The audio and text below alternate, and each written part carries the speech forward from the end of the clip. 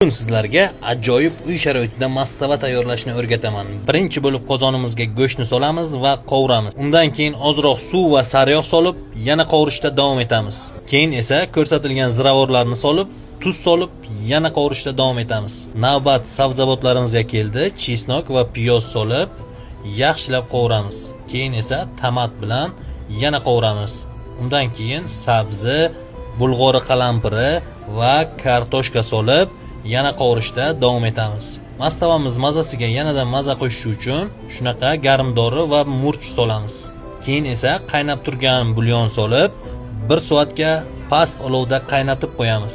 Undan keyin shunaqa guruchlarimizni solib, yana yarim soat past olovda qaynatamiz.